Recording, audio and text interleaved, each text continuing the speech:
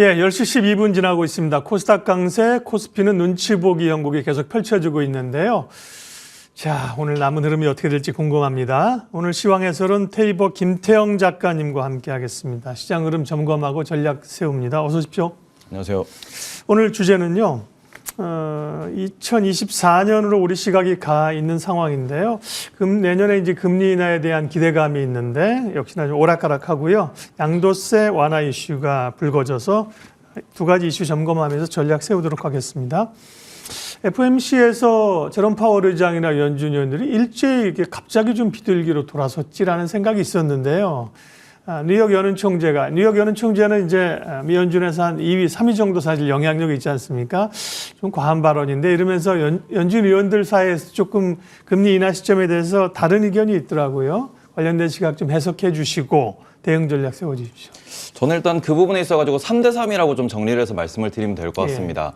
지금 시장에서는 3월부터 금리 인하를 해야 된다라고 이야기를 하고 있는 부분이고 이 부분에서 파월 의장 역시도 그 부분에 힘을 실어주는 말 그대로 우리가 금리 인하를 고려하고 있다라는 이야기를 FOMC 이제 그 회의 이후에 인터뷰에서 밝히면서 시장이 환호하는 모습을 보였습니다. 말 그대로 내년도부터는 이제 우리가 금리 인하만 바라보면 된다라는 희망을 심어줬다라고 볼 수 있는데 이 부분을 오히려 이제 파월 의장의 바로 다음 차순이라고 볼 수 있는 존 윌리엄스 그분이 나오셔가지고 이렇게 이야기를 했습니다. 우리 내년도 하반기에 금리 인하를 할 것이다. 시장이 지금 너무 기대를 하고 있는 게 아니냐 이런 톤의 이야기를 하면서 금리 인하를 동일하게 이야기하긴 했습니다. 다만 파월 의장 역시도 우리는 내년도에 금리 인하를 고려하고 있다라고 발표를 했고요. 그런 부분에서 시장에서 환호한 부분을 좀 더 명확하게 우리는 내년 하반기에 금리 인하를 고려하고 있다라는 식으로 이야기를 했고요. 지금 당장은 오히려 경제 지표를 보고는 금리를 한 번 더 올릴 수도 있다라는 식의 발언을 하면서 시장에 약간 혼란을 줬다라고 보실 수 있을 것 같은데 일단 핵심이 되는 건 뭐냐 그러면은 지금 이슈가 되고 있는 거는 내년 상반기에 보험적 성격의 금리 인하가 있을 것이냐. 이 부분에 대해서 시장이 주목하고 있다는 것입니다. 내년 하반기에는 11월에 이제 미국의 대선이 있다 보니까 대선 직전 9월 FOMC나 11월 FOMC에서는 금리 인하를 할 수 없을 것이다. 왜냐하면은 여기서 인하를 하면은 정치적 판단으로 조금 받아들여질 수 있다 보니까 이런 부분에서 그러면은 그보다 이른 시점에서 금리 인하가 한 번쯤은 발생하지 않을 것인가. 그래서 그런 기대감이 이제 금리 인하 시작이 내년 상반기일 것이다. 그리고는 좀 서둘러서 내년 3월이면 인하할 수도 있을 것이다라고 지금 시장이 예상하고 있는 것이고요.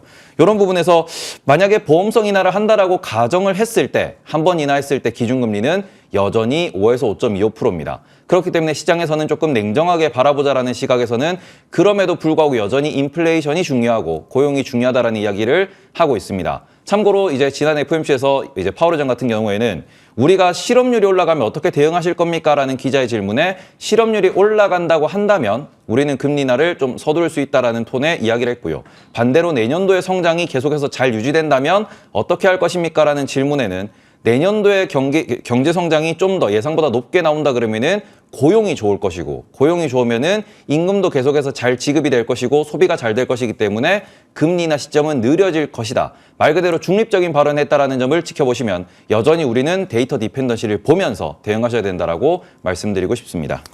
원래는 사실 존 윌리엄스 연은 총재 쪽 시각이 맞죠. 이제 연준 의원들도 되게 좀 조심스러웠거든요. 지표 확인하고 가야 된다고 했는데 FOMC 결과가 굉장히 비둘기적으로 나왔기 때문에 이게 이제 뭐 굴스비 이런 분도 사실은 뭐 비둘기였나 싶을 정도인데 해석할 수 있는 건 말씀을 조심스럽게 얘기하셨지만 미국의 내년 선거도 있고 그죠. 행정부의 영향력도 있고 이런 것들을 암암리의 물밑에서 뭐가 있나 이런 생각들을 좀 갖게 되는 겁니다. 예. 관련해서 여기서 제가 한 가지만 더 추가해서 말씀드리면은 주말 사이에 미국에서 이제 보고서가 하나 나왔습니다. 네. 근데 그게 뭐냐 그러면은 내년도 전망치에 대한 연준의 보고서였는데 여기서 언급된 부분이 상업용 부동산 관련된 언급은 조금 있긴 있었습니다. 그래서 관련돼서 상업용 부동산이 좀 대규모의 손실을 내년도에 떠안을 수 있다. 특히 이 부분에 상업용 부동산 대출이 한 50% 정도가 미국 기준에서는 은행권에 포함되어 있다는 이야기가 나오면서 이 부분을 조금 주의하고 있는 거 아니냐. 이런 이야기는 조금 주말 사이에 회자가 되고 있습니다. 그런 우려감들을 좀 반영했을 수도 있다. 근데 그건 그 이전에도 사실 있었던 얘기거든요. FOMC에서 태도 바뀐 거 관련해서. 어쨌든 간에 미국 연준이 전향적으로 금리 인하 쪽으로 방향을 잡고 반대하는 의견도 있어서 내년 적어도 뭐 아무리 빨리 내년 3월이잖아요. 그죠? 네. 그 전까지는 좀 예의가 설왕설래할 것 같아요. 데이터를 네. 보면서 계속해서 시장은 움직임을 발생을 시킬 건데 네. 제가 지금 조금 주목하고 있는 부분은 일단 이번 주, 다음 주에 나오는 PCE 같은 경우에는 괜찮을 겁니다. 예. 그리고는 지금 12월에 우리가 CPI가 1월에 발표가 될 텐데 이 부분에 있어가지고 12월 CPI는 11월보다는 조금 더 높게 나올 예정입니다. 네. 그래서 이런 부분에 있어가지고 지금 시장에서 주목하고 있는 거는 추세가 계속해서 하락하고 있는가, 그리고는 과거 6개월, 과거 1년 동안의 추세가 어떻게 되는가에 대해서 이야기를 하고 있는데 네. 12월 같은 경우에는 소폭 상승을 할 것이고, 그리고 이런 부분에서 지금 국제유가가 바닥을 찍었다라는 점에서 에너지 가격이 겨울 시즌에 반등을 한다라고 하면은 내년 2월에 발표되는 1월의 CPI, 1월의 PCE 같은 경우에는 또 12월보다 소폭 올라갈 수 있다라는 점. 네. 그래서 이 부분에 있어가지고 3월 금리 인하를 바라고 있는 지금 시점에서 내년 1, 2월에 CPI, PCE가 조금 올라가는, 인플레이션이 조금 올라가는 데이터를 얘기한다 그러면은 이 부분에서는 시장이 조금 조정을 받을 수도 있다. 3월 금리 인하 네. 가능성이 줄어들면은 그 포인트에서 약간의 어그러짐이 발생할 수 있다는 점은 유의하셨으면 좋겠습니다. 이 얘기는 뒤에 할 얘기가 있으니까 여기까지 좀 하겠습니다. 앞으로도 많이 얘기하게 될 겁니다. 문제는 기대감들을 많이 좀 땡겨 쓴 거 아니라는 그 시각이 있는 거고요. 비슷한 시각이 있습니다. 주식 양도세 완화 문제는 기대하고 있었는데 지난주입니까? 추경호 부총리가 뭐 검토하고 있지 않다 그래가지고 좀 찬물을 끼얹었는데 제가 방송에서 오시는 분에게도 양도세 완화 안 한대요. 그랬더니만 어떤 분이 더 힘센 데도 있습니다. 이렇게 얘기를 하셔서 대통령실 보도로 사실 지금 보면 종목당 10억에서 20억, 30억이 아니라 뭐 50억까지 그죠? 통 크게 쓰는 방안으로 하고 기사를 보시면 알겠지만 28일 국무회의가 있고 그 전에 임시 국무회의를 할 수 있다고도 하는데 제가 일정을 찾아보니까 내일 국무회의가 있다니까요. 28일 전에. 이런 것들이 나오게 된다면, 연말 시장 분위기가 좀 달라집니까? 코스닥은 굉장히 강하게 갈 수 있나요? 일단은 심리상으로 우리가 10억 대주주가 매년 이슈가 되는 것은 네. 우리가 10억 대주주가 몇 명인지는 모릅니다. 다만 누군가는 팔 수도 있다.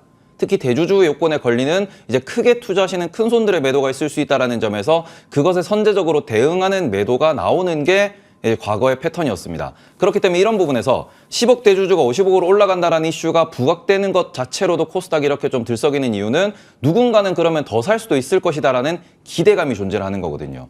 그렇기 때문에 그런 심리적인 움직임이기 때문에 요거는 단기적으로 호재로 작동할 수 있고 그 부분이 오늘 증시에 좀 많이 녹아나오고 있다. 이렇게 보시면 될 것 같습니다. 네.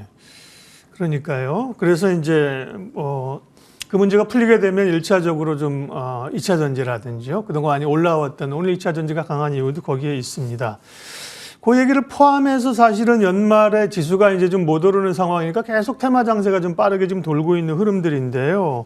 연말, 연초에서 주목할 만한 섹터는 어디입니까? 일단 지금 1월 같은 경우에는 우리가 제뉴얼 이펙트라는 단어를 많이 쓰는데 네. 개인 투자자들 혹은 새로운 돈들이 들어와 가지고 어떠한 주식을 매수할 것이다라는 기대감이 제뉴얼 이펙트라고 볼 수 있습니다. 근데 그런 부분에서 지금 항상 우리는 1월 달에 JP모건에서 주최하는 헬스케어 컨퍼런스, 이제 내년 같은 경우에는 1월 8일부터 1월 11일까지 진행이 될 예정인데 이 부분 같은 경우에는 항상 연초에 바이오 관련돼 가지고 투심이 좀 쏠리는 그런 이벤트라고 보실 수 있는 부분이고요. 그리고는 지금 오늘도 보시면 아시겠지만 2차 전지 관련된 수급이 아주 강력한 이런 부분을 보실 수 있습니다. 근데 2023년 같은 경우에는 개인들이 순매수했던 상위 종목들을 보시면은 대부분 2차 전지 관련주이기 때문에 이런 부분에서 대주주가 50억으로 올라간다라든지 그리고는 내년도에 새로운 돈이 들어온다고 했을 때도 이제 최우선 순위는 결국 2차 전지가 될 것이다. 이렇게 좀 보실 수 있을 것 같습니다. 그리고는 최근에는 예탁금이 빠르게 증가하면서 40조 중반대이던 예탁금이 이제 50조 초반대까지 올라왔고 이 과정에서 지수도 올라왔고 2차 전지 관련된 투심도 좀 회복이 되었다라는 점에서는 올해 연말 그리고는 내년 초 같은 경우에는 항상 돌았던 코스닥의 바이오와 그리고 2차 전지 관련된 수급이 조금 좋아지지 않을까 이렇게 보고 있습니다. 네. 바이오 흐름들이 좋습니다. 분위기가 또 셀트리온이 이제 합병의 기대감들로 이제 오르는 상황이고요. 말씀하신 예탁금은 51조까지 올라와 있고 중요한 게 또 거래대금이 양시장 사실 거래대금이 늘어야 되는데 지금 보면 20조, 21조 이렇게 막 늘었거든요. 그런 것들도 좀 우호적이고요.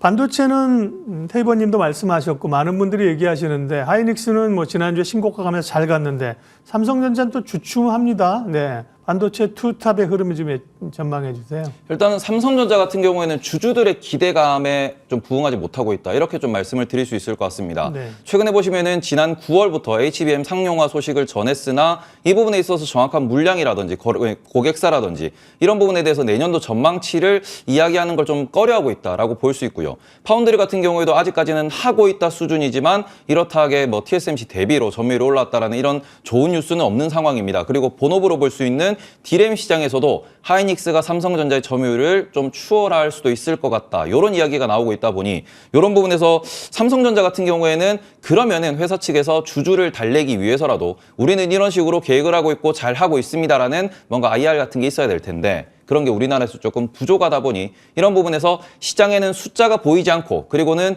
뭔가 앞으로 우리가 기대감이라고 볼 만한 것이 아직까지 제대로 드러나지 않은 상황에서 회사의 소통도 없다 보니 조금 부진한 주가를 보이고 있다고 보실 수 있을 것 같고 반대로 하이닉스 같은 경우에는 HBM 관련돼서 매우 자신감 있는 그런 이야기를 반복적으로 드러내고 있다 보니 여기에서 기대감이 하이닉스 쪽으로 좀 더 쏠려 있다고 보시면 좋을 것 같습니다. 오늘은 삼성전자 하이닉스 주가를 보여주시면 둘 다 소폭 조정인 것 같지만 좀 결이 다릅니다. 삼성전자는 이제 봉 자체도 음봉이고 하이닉스는 또 양봉이면서 이게 그러니까 오늘은 조정인 것 같지만 하이닉스가 훨씬 세잖아요, 그죠? 그리고 역시나 하이닉스가 지금은 투탑 중에서는 우위다 이렇게 보시는 거죠? 네. 네.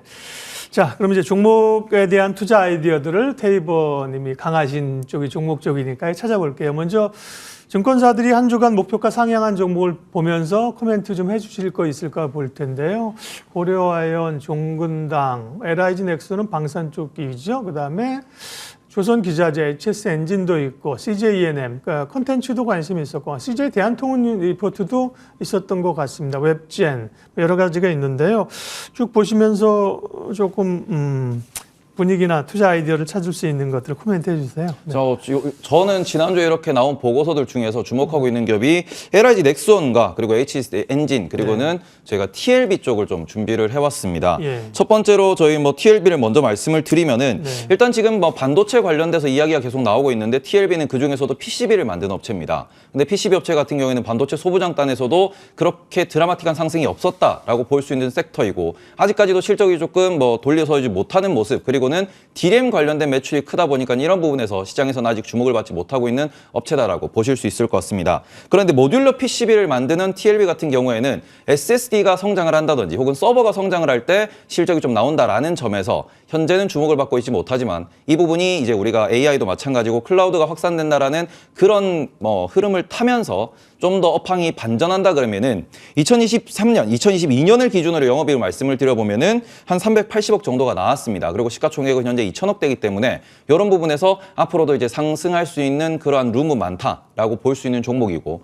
거기다가 이제 중소형주기 때문에 이런 부분에서는 투자 포인트를 가져갈 만한 포인트가 많이 보인다. 그래서 고점에서의 이익률에 대해서 이제 좀 더 스터디를 해보시면 어떨까 이렇게 말씀을 드리고 싶고요. 네, 반도체 소부장 가운데 TLB 주목하시고 방산주액이 좀 맞아요. LIG 넥슨이 이제 미국 그 로봇 업체 인수회의가 있었잖아요. 그러면서 방산주에 대한 기대감도 있고 하나 에어로스페이스도 관심이 있고요. 네, 방산주 LIG 넥슨 얘기해 주세요. 일단 LIG 넥슨 같은 경우에는 최근에 고스트 로보틱스를 인수를 했습니다. 근데 고스트 로보틱스는 현재도 미국에서 실전에서 배치돼서 사용되고 있는 그런 기업이다 보니까 어찌 보면은 가장 알짜 로봇 기업을 M&A 했다라고 보실 수 있고요. 이런 부분에서 LIG 넥슨 역시도 방산을 하고 있는 기업이라는 점 그리고는 최근에는 조금 주목을 받았던 업체들이 현대 로템이라든지 아니면 하나그룹처럼 이게 유럽향 수출 계약에 있어가지고 방산주들의 움직임이 좀 뚜렷한 모습을 보였습니다. 그런데 LIG 넥슨은 그쪽에서는 소외를 받았었고 그리고는 최근에는 로봇 기업을 인수하면서 상승이 나왔는데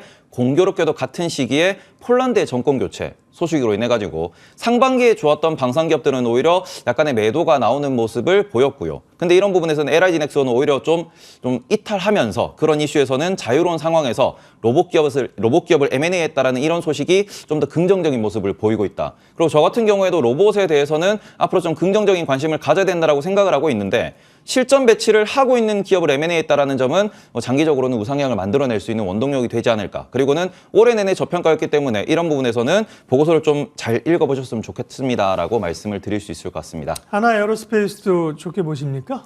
근데 하나에어로스페이스 같은 경우에는 일단 자회사 이슈가 좀 있어가지고 예. 이제 첫 번째 자회사는 하나 시스템입니다. 관련돼가지고 우리는 하나에어로스페이스가 뭐 우주나 방산, 항공 이쪽으로 가장 강력한 실적을 낸다라고 생각하실 수 있겠으나 대부분의 실적이 또 하나 시스템에 중복되는 게 있다라고도 보실 수 있고 최근에 이제 하나그룹 같은 경우에는 하나오션을 M&A를 했습니다. 하나오션의 최대 주주는 하나에어로스페이스입니다. 이 부분에 있어서 자금을 또 많이 융통했다라는 점, 그리고는 앞으로도 하나오션에 대해서 자금이 더 추가적으로 투입돼야 된다라는 이런 부분에서는 조금 부담스러운 감이 없지 않아 있다. 이렇게 말씀드릴 수 있을 것 같습니다. 증권사 목표가 상향 종목 가운데서 아까 이제 HSD 엔진도 말씀하셨는데 조선주가 좀 다시 불이 붙는 것 같더니만 또 좀 이렇게 강하진 않습니다. 근데 이제 기자재 HSD 엔진은 어떤 좀 기대감이 있나요? 오늘 같은 경우에는 삼성중공업 쪽에 이슈가 있는 걸로 알고 있는데 예. 그런 부분에서는 우리나라에서 가장 강한 것은 결국 조선은 우리나라만 할 수 있다. 그리고는 그 셋업체라고 볼 수 있는 삼성과 현대와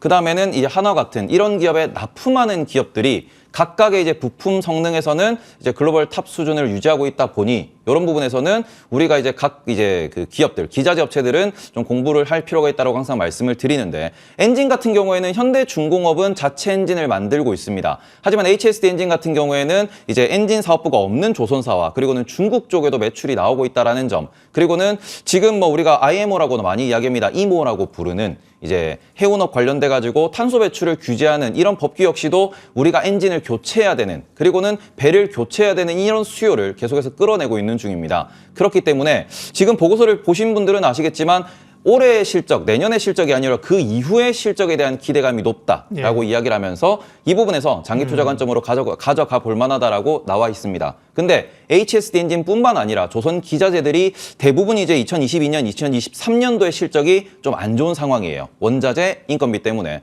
그런데 이런 부분이 내년, 내후년이 되면은 개선될 여지가 매우 높기 때문에 조선 기자재도 매우 관심을 두셨으면 좋겠습니다라고 말씀드리겠습니다. IMO 2020부터 해서 쭉 이제 해마다 기준들을 올려가는데요. IMO가 이모군요. 이모라고 부르시나요? 네, 이모입니다. 이모군요. 자, 이 증권사 종목 가운데 코멘트를 해주셨고요. 마지막으로 종목에 관한 우리 테이버님께서 연말 연초를 보면서 포트 전략 관심 있게 보는 기업 좀 정리해 주십시오. 네, 제가 일단은 뭐 다음 주 같은 경우는 크리스마스다 보니 뭐 연말을 준비하는 입장에서 선물 세트를 가져와 봤습니다. 일단 종목에 대해서 쭉 말씀을 드리도록 할 텐데 일단 저 같은 경우는 2024년도 우상향을 할 수 있는 국내 기업 섹터들에 대해서 말씀을 드리고 싶어서 가져와 봤습니다.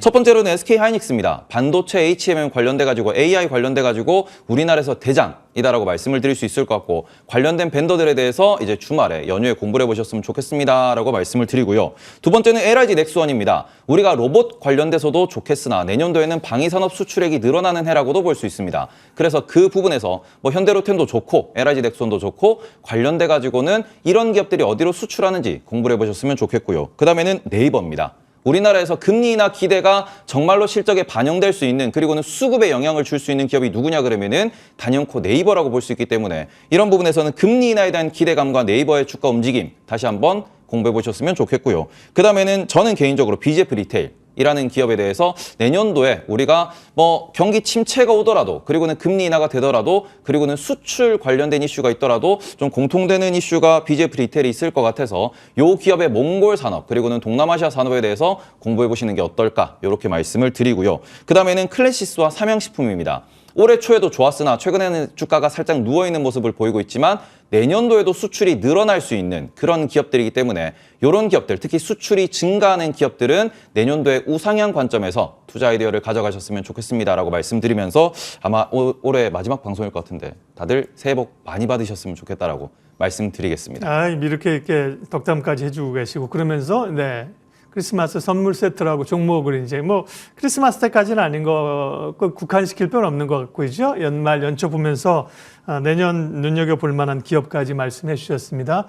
오늘 시황해설 테이버 김태형 작가님 함께 했습니다. 고맙습니다.